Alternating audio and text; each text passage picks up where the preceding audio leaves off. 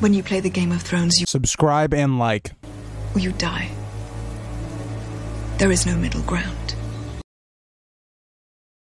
All right, hello YouTube. Welcome back to the Grease Goblin YouTube channel. Today's video, we are going to be talking about Jon Snow going mad in Winds of Winter. This was prompted by a video I did on Dany, taking your guys' questions about her in Winds of Winter. And so a comment that was put in there was, what about the idea of Jon becoming mad, given he could be a Targaryen? Also, given the state of his resurrection, could that completely change him as a person, as it probably will? So again, thank you for the video idea, and I will have your name on screen, so thank you for the idea. But also, before we get into the video, if you did want to become a Patreon or a member, it does help support me, and you also get videos early. So thank you for everybody that supports me on there. And let's get into the video. So, Jon going crazy in Winds of Winter, or mad. Let's say mad specifically. Why would this be the outcome, or why would we see this possibly happening? Well, one, we know the Targaryens, they go kind of crazy, right? We've seen it with the Mad King. We've seen it with a character like maybe Aerion Brightflame. There's also been instances of maybe not mad, but more like cruelty. We've seen with like Maegor the Cruel, Rhaenyra, even in her older age, Aegon II, a bit of cruelty. There's a lot of interesting dynamics that run with the Targaryens that are not exactly great character traits, which is kind of what makes them so interesting to study. But Jon Snow is a character that, forget about his actual resurrection for a second. Let's think about the way he dies. He dies because of his own men killing him, whether that's because, again, they believe he's failing the Night's Watch, that he's failing as a leader. His men betray him. His men basically say, I would rather you die than keep going as our leader. Think about psychologically how damaging that's going to be to a character like Jon Snow, who in a lot of ways putting a lot of his own interests to the side and trying to save everyone. And here is those same people killing him. We as the readers know why they kill him, but that isn't the same as Jon understanding it, right? And so when I look at this idea of Jon coming back, there's going to be a bit of that, right? Think about the last things he's going to remember. He's going to remember being stabbed in the back by all of his Night's Watchmen. He's going to remember the pink letter, which is going to have huge ramifications into what his actions will be going forward. And then you also put together what we've already seen. Now, there is a slight difference in Jon Snow's resurrection compared to someone like Lady Stoneheart. In a situation like Beric or Lady Stoneheart, we know that every time that you bring someone back, they change. A bit of their soul basically leaves. And what we've kind of seen is that the longer it takes for that person to be resurrected, the more of an effect it has. So for Lady Stoneheart slash Catelyn, she lost a good amount of her personality, right? She lost who she was, and it's really only one part of her personality that is showing in Stoneheart. Now that's the extreme. The other side of it is Beric, right? Beric is someone that loses a little bit of himself each time, but it's not a drastic difference. He is still somewhat human. He is still somewhat of himself to a degree until he inevitably dies. Now, that's not the same with Jon.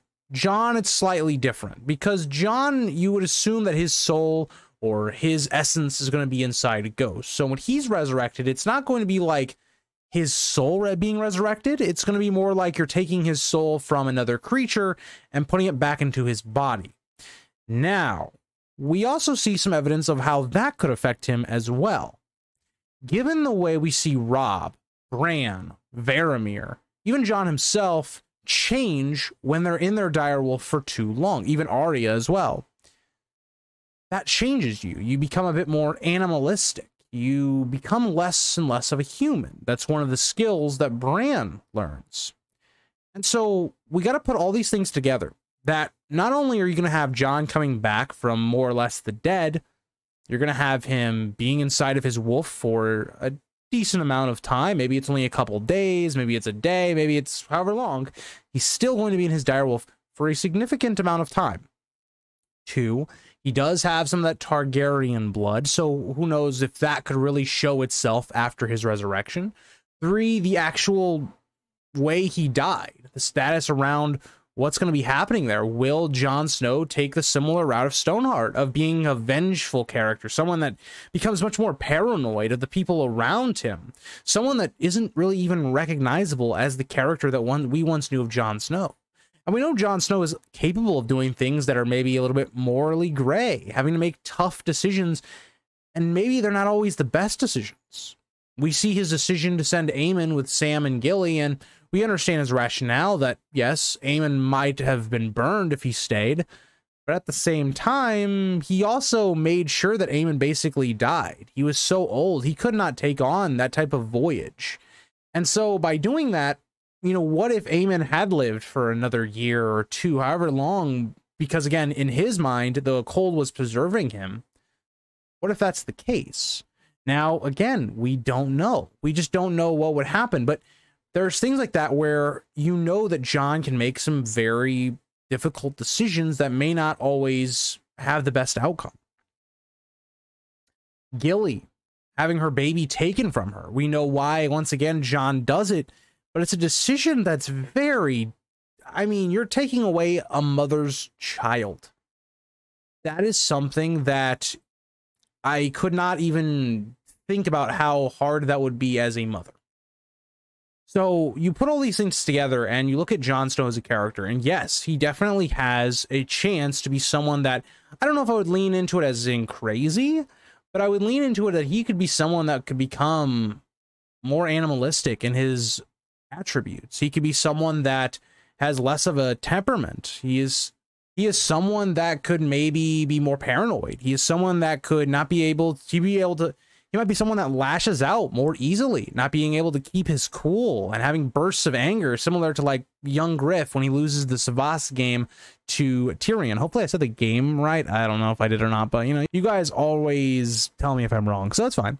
But yeah, let me know what you guys think about Jon and the way his state of mind is going to be after his resurrection in Winds of Winter, because I think one thing that, you know, the comment talked about and how we always talk about Dany being mad, I think the reason that's so is because for two reasons. One, because of the show, we've seen it, it's fresh in our minds that is a possibility that maybe George told them about.